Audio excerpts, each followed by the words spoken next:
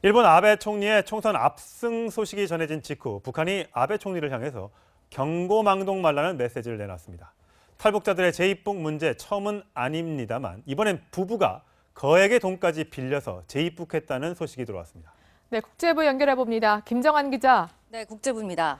네, 북한이요 일본 아베 총리에게 함부로 날뛰지 말라 이런 소리를 했다는데 사실입니까? 네, 맞습니다. 북한이 발끈한 이후 일본 아베 총리의 총선 압승 때문이 아니라 그 압승 이후에 내놓은 발언 때문이겠죠. 아베 총리 기세 등등하게 북핵 문제 단호하게 대처하겠다. 그리고 전쟁을 수행할 수 있는 자위대 문제 이거 불법이라고 했는데 위헌 문제 내가 나서서 해결하겠다고 얘기했습니다. 여기에 대해서 북한이 반응을 내놓은 것인데요. 한마디로 경고망동하지 말아라. 그리고 교활하다 이렇게 이야기했습니다. 노동당 외곽기구 담화 형식이었는데요. 미국이 몰아오는 핵전쟁 불구름의 연막 속에서 재집권 야욕 채우고 조선반도 재침에 포석을 닫고 있다고 거칠게 비난을 했죠. 그런데요, 아이러니가 있습니다. 이번 아베 총리의 그 선거 1등 공신이 북한이라고 해도 큰 과장은 아닐 것 같은데요.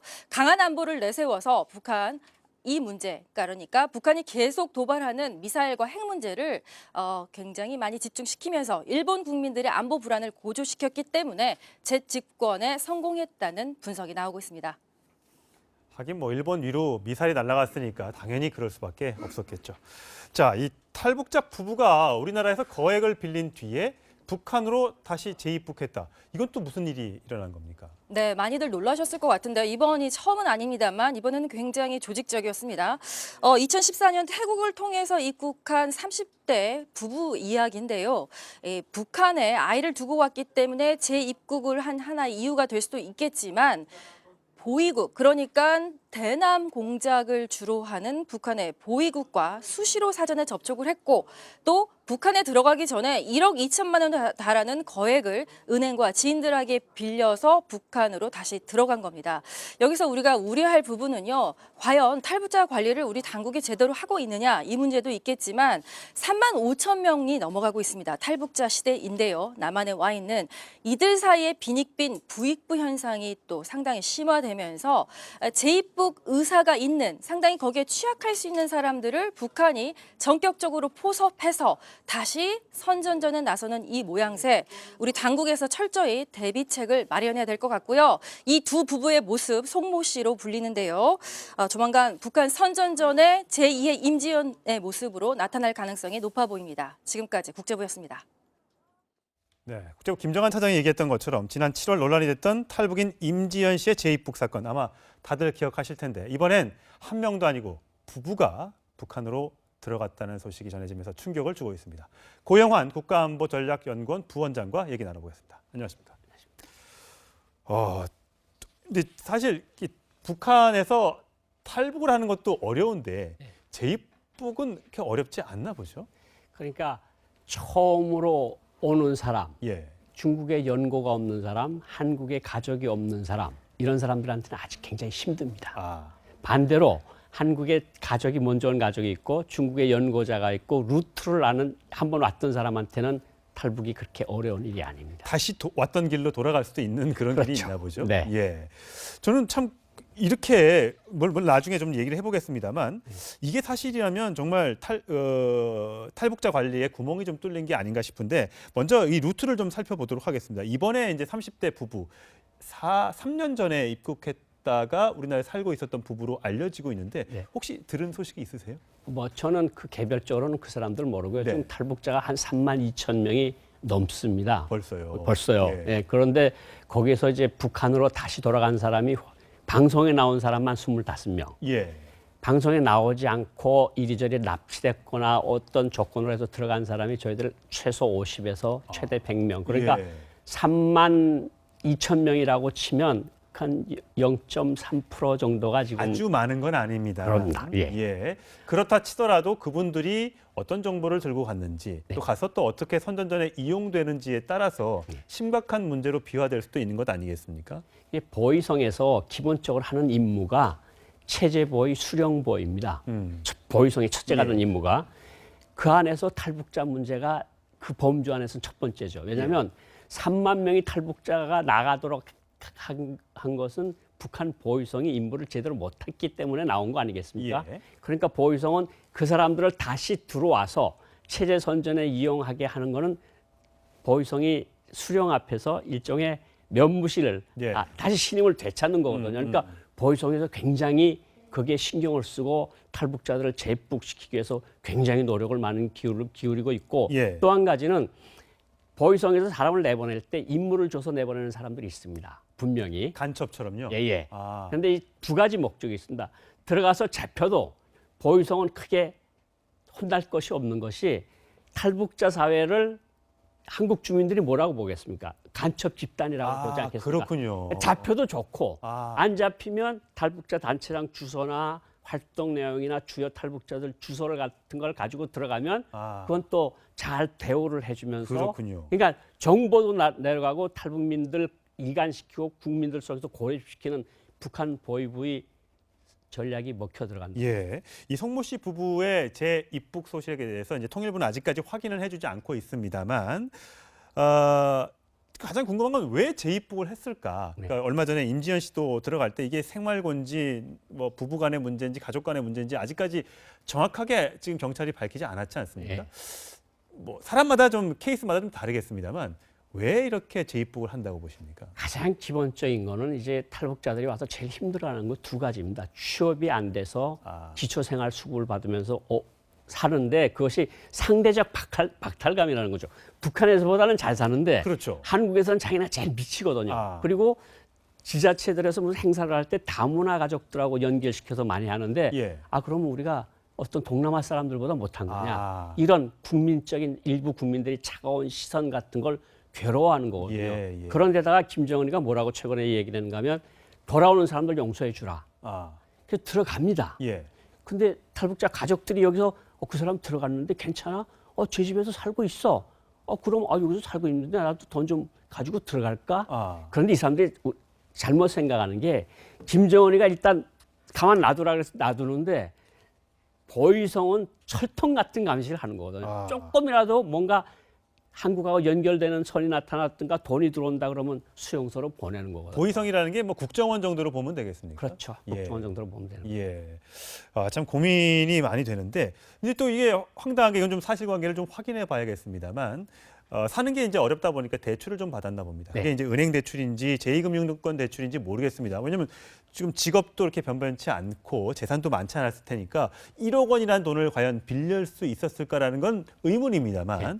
어쨌든 간에 대출을 받아서 북한으로 간다면 은행 입장에선 돈을 떼이는 것이고요. 네. 이런 식으로 간다면 혹시 나도 이렇게 또 생각하는 분들이 계시지 않을까 걱정이 됩니다. 그러니까 이제 그 뭐 서민 햇살론 같은 대출, 취업 대출, 그다음에 이제 직장을 다니면 직장인 대출 있지 않습니까? 요게 한 5, 6천만 원을 대출을 받을 수 있는 데다가 이제 사람들한테 뭐 중국에서 북한에서 마늘을 들여오는데 중국에서 그걸 북한산으로 해서 우리 한번 큰 돈을 벌 수 있다. 나한테 투자를 하라. 그래서 500만 원, 1000만 원씩 못 넣는 거죠. 사기군요. 사기죠. 투자 사기. 예. 그렇게 해서 북한으로 가는 사람만 있는 게 아니라 그걸 가지고 그렇게 해서 이제 900명이 지금 행방불명이라 그러는데 들어간 건 100명 정도로 최대. 그리고 나머지는 이제 영국이나 노르웨이 이런 복지 선진국에 가는데 가는 사람들이 이렇게 사기를 쳐서 은행권에서 제1금융권에서 돈을 구워가지고 영국 같은 데 가서 산다는 거죠. 이런 건 참 없어져야 할 그런 관행 같습니다. 일단 그분들이 뭘 지금 들고 갔는지 어떤 정보를 갖고 갔는지 그건 잘 모르겠습니다만 휴대전화에 뭐 요즘에 사진도 쉽게 찍을 수 있고요. 뭐 인터넷으로 구할 수 있는 정보들이야 뭐 북한도 구할 수 있겠습니다만 혹시라도 정말 중요한 고 부원장님 같은 뭐 분의 휴대전화라든지 연락처라든지 주소 이런 것들을 갖고 갔다면 나중에 이제 제2차 피해로 돌아올 수 있는 거 아니겠습니까? 저도 2000년대 중반에 어떤 여인이 저한테 접근을 해서 이제 어떤 뭐 술 좀 사달라, 밥 좀 사달라 그랬던 것을 제가 이제 많이 멀리를 했었는데 탈북자 가운데 여성분이 젊은 여성분이 근데 그 여성분이 북한으로 다시 들어갔습니다. 재입국했어요. 재입국을 했는데 북부지방검찰청에서 전화가 왔습니다. 이런 사람이 고 선생님이 연락처나 집 주소를 알려는 임무를 받고 들어왔던 박모 여인이 바로 중국을 통해서 북한으로 들어갔습니다. 그래서 조사에 좀 협조해 주십시오. 그래서 조사를 했는데 주소, 특히 좋은 사람들의 어떤 성공한 사람들의 주소 같은 것만 들어가도 큰 타격이죠. 그렇겠죠. 네. 자, 일단 이분들이 가서 어떻게 이제 활동할지 모르겠습니다만 이미 지난 7월에 전해드렸던 임지연 씨가 이름까지 바꾸고 북한의 선전전에 활용이 되고 있습니다. 그 장면 보시겠습니다. 남선 사회에서 정말 환멸을 느꼈단 말이에요. 고향이 굴리고 내 땅이 정말 피눈물 나게 굴렸단 말이에요. 압록강을 헤엄을 쳐서 이제 저국의 품을 오직 제 자신의 의지 하나 가지고 여기까지 가면은 나는 이제 욕 먹고 죽을 수도 있겠구나. 제 자신이 너무 충혈스러웠습니다. 근데 지금 가서 본인은 이제 잘 먹고 잘 살고 가족들과 만나서 행복하게 이제 표현이 되고 있습니다만 진짜 그렇습니까? 저게 같은 집에 살던데 이제 부모들하고 같이 살긴 하는데 예. 아까도 말씀드린 것처럼 보위부가 24시간 집중 감시를 하고 있다는 거죠. 또 나갈 수 있다고 보나요? 또 나갈 수 있다든가 무슨 임무를 받고 들어올 수 있다고 보위부는 생각을 하는 거죠. 한국의 어떤 국정원의 임무를 받고 다시 들어갈 수 있지. 이중 간첩처럼. 이중 간첩처럼. 예. 그러니까 저 사람들은 조금이라도 일탈 행위를 하면 수용소 치킨이죠. 근데 김정은이 뭐 아까 잠깐 얘기하셨습니다만 나갔다 온 사람들 그냥 받아줘라. 예. 이렇게 얘기했단 그러니까 받아주라 그래서 제 발로 들어온 사람 받아주라 그래서 보위부에서 다치진 못하는데 네. 철통같이 감시하고 있다가 뭔가 $1,000, $2,000가 한국에서 들어왔습니다. 이걸 어떤 간첩 조직으로부터 들어온 돈입니다. 그러면 김정은도 아무 소리 안 하거든요. 예. 그 사람도 수용소 갔거나 처형당하거나. 예. 그럼 저게 이제 돌아가는 사람이 생기면 북한 주민들한테도 가봐야 볼 거 없어. 나가봐야 소용없으니까 단속되는 그런 측면이 있는 거죠, 분명히. 저희 강연을 다닙니다. 우리가 한국에 가니까 베트남이나 캄보디아 사람들보다 더 천대라더라. 이게 무슨 통일을 이런 사람들하고 어떻게 통일을 하겠냐. 그렇군요. 이게 이제 가장 큰 치명타고 예. 한국 사람들한테는 저거 북한에 자꾸 가고 임무를 받고 자료를 가지고 간다니 간첩들 아니냐. 그럼 또 이 탈북민 사회가 위축이 되고 그러니까 그렇군요. 보위부로서는 정말 양날이 칼을 쥔 셈이죠. 그렇군요. 지금 탈북민들이 좀 줄어들고 있다고 합니다만 김정은의 이런 정책들이 영향을 미친 것 같은데 그렇다고 하더라도 물론 이 부분에 대해서는 철저하게 조사를 해봐야겠습니다만 또 무턱대고 탈북민들을 안 좋게 보는 그런 시선은 또 가지면 좀 안 좋을 것 같습니다. 그분들은 좀 우리 국민들이 포용하는 마음도 좀 갖는 게 좋을 것 같습니다. 오늘 말씀 잘 들었습니다. 2014년 태국을 통해서 입국한 30대 부부 이야기인데요. 북한에 아이를 두고 왔기 때문에 재입국을 한 하나의 이유가 될 수도 있겠지만 보위국, 그러니까 대남 공작을 주로 하는 북한의 보위국과 수시로 사전에 접촉을 했고 또 북한에 들어가기 전에 1억 2천만 원 달하는 거액을 은행과 지인들에게 빌려서 북한으로 다시 들어간 겁니다. 여기서 우리가 우려할 부분은요. 과연 탈북자 관리를 우리 당국이 제대로 하고 있느냐 이 문제도 있겠지만 3만 5천 명이 넘어가고 있습니다. 탈북자 시대인데요. 남한에 와 있는 이들 사이에 빈익빈 부익부 현상이 또 상당히 심화되면서 재입국 의사가 있는 상당히 거기에 취약할 수 있는 사람들을 북한이 전격적으로 포섭해서 다시 선전전에 나서는 이 모양새 우리 담화 형식이었는데요. 미국이 몰아오는 핵전쟁 불구름의 연막 속에서 재집권 야역 채우고 조선반도 재침에 포석을 닫고 있다고 거칠게 비난을 했죠. 그런데요. 아이러니가 있습니다. 이번 아베 총리의 그 선거 1등 공신이 북한이라고 해도 큰 과장은 아닐 것 같은데요. 강한 안보를 내세워서 북한 이 문제, 그러니까 북한이 계속 도발하는 미사일과 핵 문제를 굉장히 많이 집중시키면서 일본 국민들의 안보 불안을 고조시켰기 때문에 재집권에 성공했다는 분석이 나오고 있습니다. 하긴 뭐 일본 위로 미사일이 날아갔으니까 당연히 그럴 수밖에 없었겠죠. 자, 이 탈북자 부부가 우리나라에서 거액을 빌린 뒤에 북한으로 다시 재입국했다. 이건 또 무슨 일이 일어난 겁니까? 네, 많이들 놀라셨을 것 같은데요. 이번이 처음은 아닙니다만 이번에는 굉장히 조직적이었습니다. 당국에서 철저히 대비책을 마련해야 될 것 같고요. 이 두 부부의 모습 송모 씨로 불리는데요. 조만간 북한 선전전의 제2의 임지연의 모습으로 나타날 가능성이 높아 보입니다. 지금까지 국제부였습니다.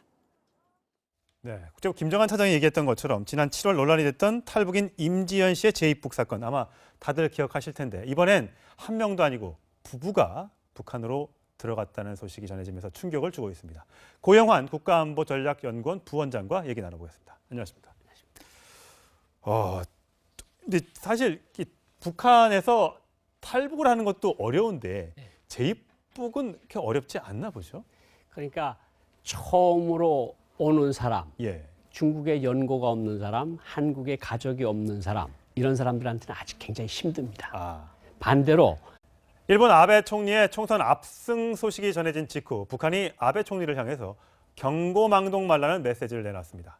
탈북자들의 재입국 문제 처음은 아닙니다만 이번엔 부부가 거액의 돈까지 빌려서 재입국했다는 소식이 들어왔습니다. 네, 국제부 연결해 봅니다. 김정한 기자. 네, 국제부입니다. 네, 북한이요 일본 아베 총리에게 함부로 날뛰지 말라 이런 소리를 했다는데 사실입니까? 네, 맞습니다. 북한이 발끈한 이후 일본 아베 총리의 총선 압승 때문이 아니라 그 압승 이후에 내놓은 발언 때문이겠죠. 아베 총리 기세 등등하게 북핵 문제 단호하게 대처하겠다. 그리고 전쟁을 수행할 수 있는 자위대 문제 이거 불법이라고 했는데 위헌 문제 내가 나서서 해결하겠다고 얘기했습니다. 여기에 대해서 북한이 반응을 내놓은 것인데요. 한마디로 경고망동하지 말아라. 그리고 교활하다 이렇게 이야기했습니다. 노동당 외곽기구 한국에 가족이 먼저 온 가족이 있고 중국에 연고자가 있고 루트를 아는 한번 왔던 사람한테는 탈북이 그렇게 어려운 일이 아닙니다. 다시 왔던 길로 돌아갈 수도 있는 그런 길이 그렇죠. 있나 보죠. 네. 예. 저는 참 이렇게 뭘 나중에 좀 얘기를 해보겠습니다만 이게 사실이라면 정말 탈북자 관리에 구멍이 좀 뚫린 게 아닌가 싶은데 먼저 이 루트를 좀 살펴보도록 하겠습니다. 이번에 이제 30대 부부 3년 전에 입국했다가 우리나라에 살고 있었던 부부로 알려지고 있는데 네. 혹시 들은 소식이 있으세요? 뭐 저는 그 개별적으로는 그 사람들 모르고요. 네. 지금 탈북자가 한 3만 2천 명이 넘습니다. 벌써요. 벌써요. 예. 예, 그런데 거기서 이제 북한으로 다시 돌아간 사람이 방송에 나온 사람만 25명. 예. 방송에 나오지 않고 이리저리 납치됐거나 어떤 조건으로 해서 들어간 사람이 저희들 최소 50에서 최대